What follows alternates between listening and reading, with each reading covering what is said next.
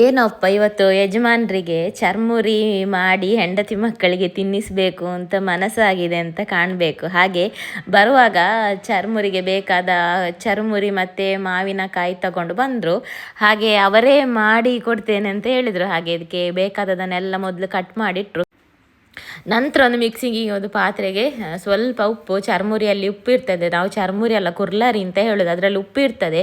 ಉಪ್ಪು, ಸ್ವಲ್ಪ ಅರಶಿನ, ನಂತರ ಖಾರಕ್ಕನುಸಾರವಾಗಿ ಮೆಣಸಿನ ಹುಡಿ, ಹಾಗೆಯೇ ಒಂದು ಅರ್ಧ ಸ್ಪೂನಷ್ಟು ಗರಂ ಮಸಾಲೆ ಪುಡಿ, ಒಂದು ಸ್ವಲ್ಪ ಕಾಲು ಸ್ಪೂನಷ್ಟು ಜೀರಿಗೆ ಹುಡಿ ಸೇರಿಸಿ, ಆನಂತರ ಇದಕ್ಕೆ ಸಣ್ಣಗೆ ಕಟ್ ಮಾಡಿಟ್ಟ ಈರುಳ್ಳಿ, ಹಾಗೆಯೇ ತುರಿದಂಥ ಕ್ಯಾರೆಟ್, ಹಾಗೆಯೇ ಟೊಮೆಟೊ, ನಂತರ ಮಾವಿನಕಾಯನ್ನು ತುರಿದು ಹಾಕಿದರು. ಮಾವಿನಕಾಯನ್ನು ಮತ್ತೆ ಹಾಕಿದರು. ಆನಂತರ ಎಲ್ಲವನ್ನು ಚೆನ್ನಾಗಿ ಮಿಕ್ಸ್ ಕೊಟ್ಟು ಒಂದು ಅರ್ಧ ಲೆಮನಿನ ಜ್ಯೂಸು, ಹಾಗೆಯೇ 1 ಕಪ್ಪು ತೆಂಗಿನ ಎಣ್ಣೆಯಲ್ಲಿ ಒಂದು ಸ್ವಲ್ಪನೇ ತೆಂಗಿನ ಎಣ್ಣೆ ಹಾಕಿ ಚೆನ್ನಾಗಿ ಮಿಕ್ಸ್ ಕೊಟ್ಟರು. ಆನಂತರ ಈ ಕುರ್ಲಾರಿಯನ್ನು ಆ್ಯಡ್ ಮಾಡಿ ಉಳ್ದಂಥ ಎಲ್ಲ ತೆಂಗಿನ ಎಣ್ಣೆಯನ್ನು ಹಾಕಿ ಚೆನ್ನಾಗಿ ಮಿಕ್ಸ್ ಕೊಟ್ಟರು. ಇದು ತೆಂಗಿನ ಎಣ್ಣೆ ಹಾಕಿದ್ರೇ ಒಳ್ಳೆ ರುಚಿ ಆಗೋದು.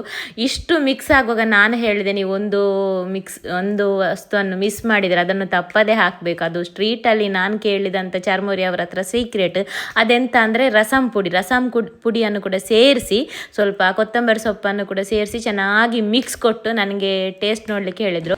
ಟೇಸ್ಟ್ ಸಖತ್ತಾಗಿತ್ತು. ಸ್ಟ್ರೀಟ್ನ